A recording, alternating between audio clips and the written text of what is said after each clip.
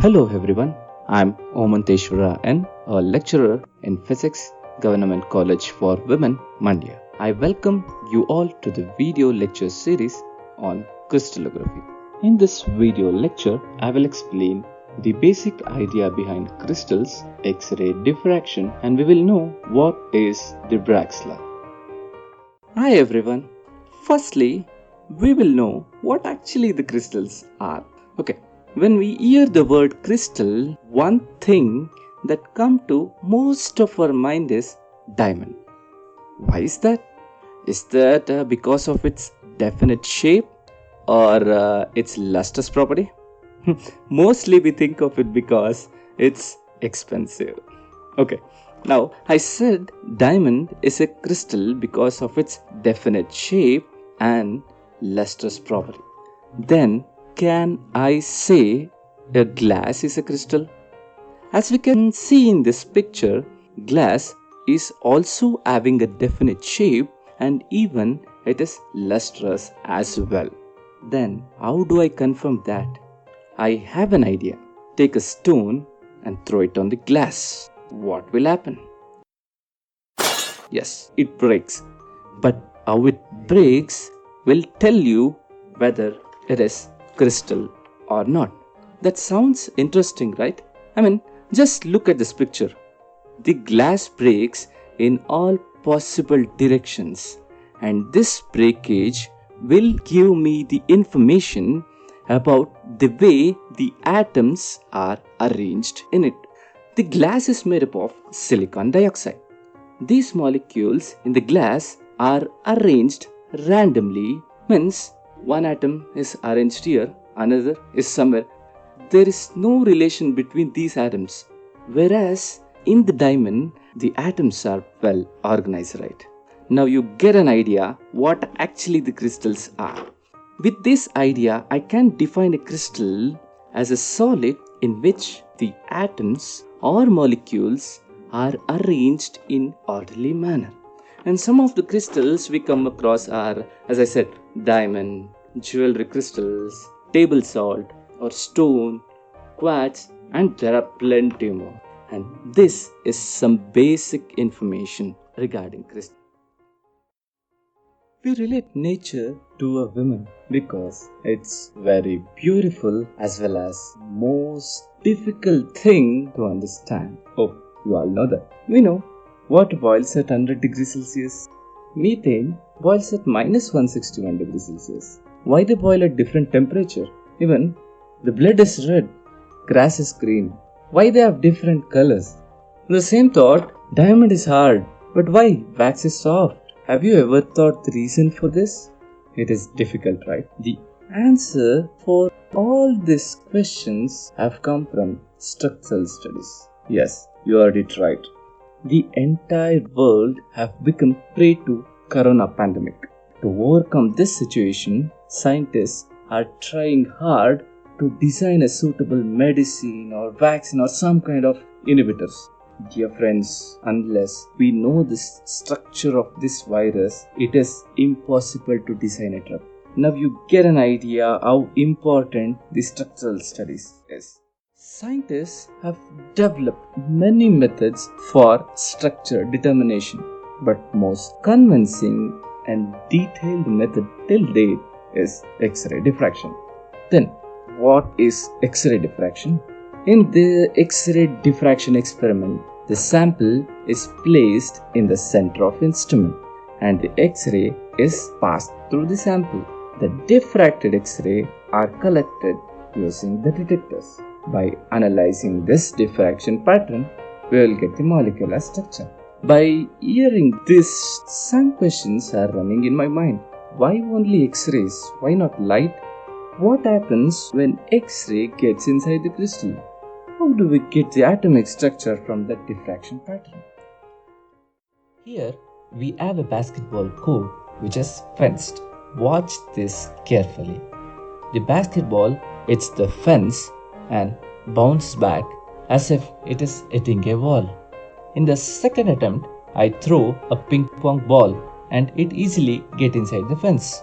Question is, why basketball bounce back, whereas ping pong ball easily get inside? I hope you all know the answer for this. The diameter of the basketball is very much large when compared to the spacing within the fence. But ping pong ball is very small and it easily get inside the fence. And keep this idea in mind, we will use it in future.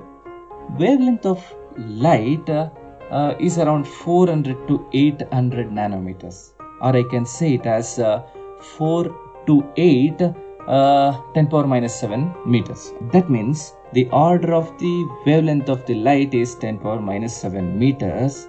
If I consider light as a particle, then the diameter of the light particle will be 10 power minus 7 meters, whereas the interatomic distance, that is the distance between the two atoms, will be some angstrom, that is 10 power minus 10 meter. That means the size of the light particle is 1000 times bigger than the interatomic distance. Here we can relate the light particle as a basketball and the atoms as fence. Now you get an idea why we won't use light for this X-ray diffraction. If we use light, we won't get any information interior of the crystal. Whereas the X-rays have the order of some angstroms. It is somewhat like a ping pong ball and it easily get inside interior of the crystal. Now you are clear why we use X-rays than the light. What happened to the X-rays inside the crystal? When X-rays are passed through the crystal, it penetrates deep into the atom and it's the electrons in it. The electron absorbs the X-rays and starts oscillating. Since the electrons are in the excited state, that is, the energy of electrons is increased when it absorbs the X-rays. These electrons wants to come back to its normal state. So they emit the energy in the forms of X-rays again. And this phenomena we call it as a elastic scattering. As we can see, the X-rays emitted are in all the direction.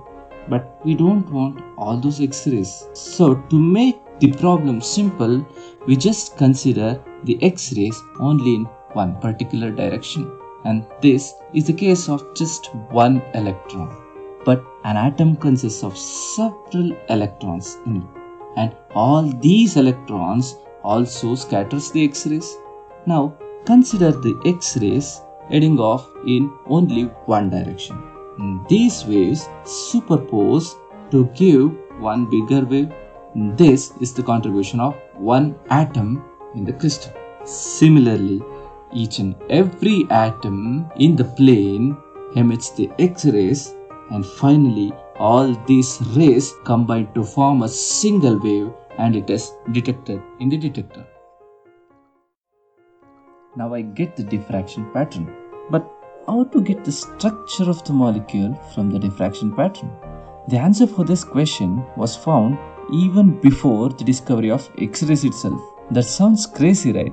But that's true. Sometimes we fail to answer the question even when the question is asked.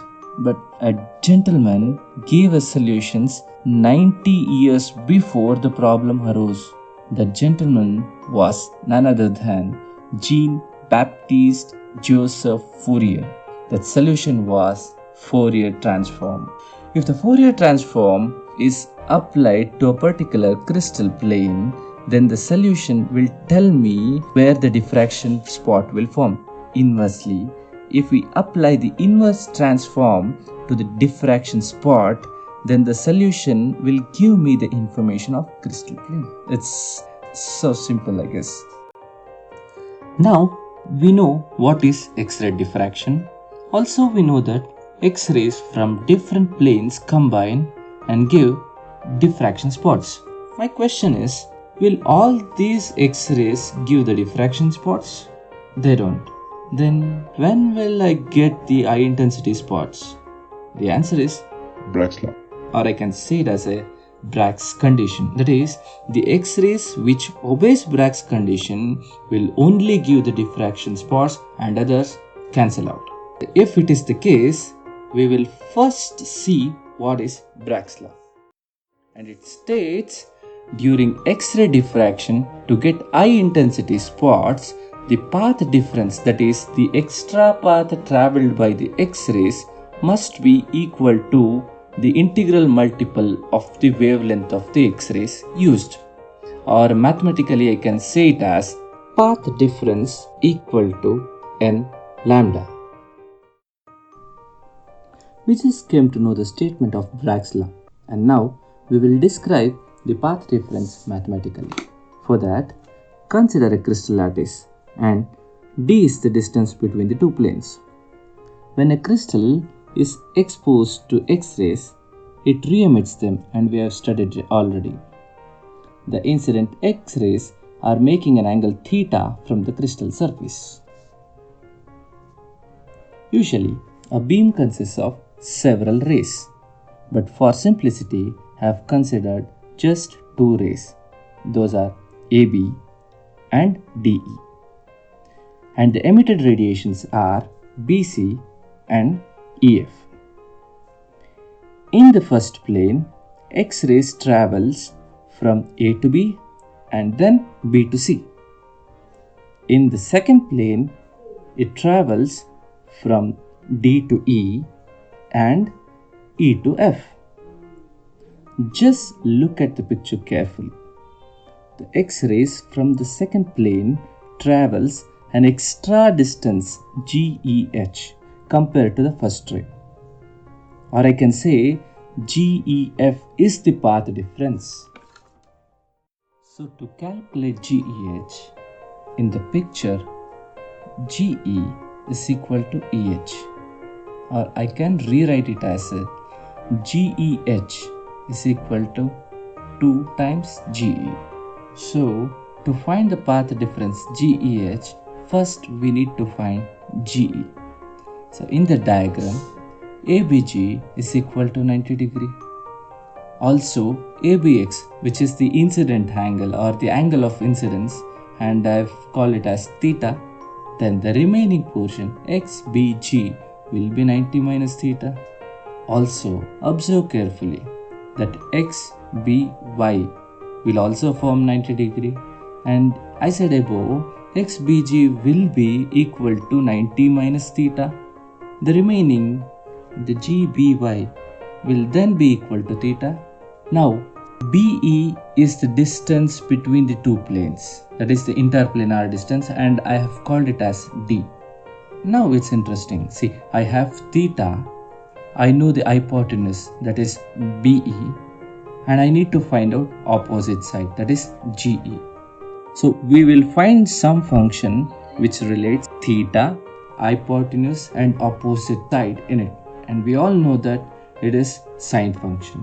So I can use a sine function and I will get it as sine theta will be equal to GE, which is my opposite side, divided by BE, it is the hypotenuse. By rearranging them, we get GE is equal to BE sine theta, or GE will be equal to D sine theta. Since BE is the interplanar distance, I have replaced BE with D. So now I got what is GE. But I need to calculate the path difference, and the path difference is GEH. And I have already mentioned that GEH is equal to 2 times GE. Then the path difference will be equal to GEH is 2D sine theta. I just derived the mathematical form of path difference. But why should this path difference must be equal to integral multiple of wavelength? What happens if the path difference is multiple of some fraction? To understand this, I have considered the incident ray and the reflected ray from the first plane horizontally. Just below this rays, align the rays from the second plane, and here the dotted line is the path difference. We know that the incident rays will be in phase. To get the maximum intensity, the reflected waves must be in phase. If the two waves coming out are in phase, then they superpose constructively. Then we get the maximum intensity. And for this to happen, the waves inside the path difference play a crucial role. In the second wave, if in the path difference there is only half a wave, then the reflected wave starts with a trough, which means the reflected wave from the first plane have a crest. The wave from the second plane starts with a trough, which means they superpose destructively and we won't get any intensity as output. Now, if one full wave is enclosed in the path difference, then the reflected wave starts with a crest, which means both the rays, the above and below, will start with crest, which means they undergo constructive superposition and they will be of maximum intensity. Similarly, if I proceed for 1.5 wave, then again I will get the destructive interference.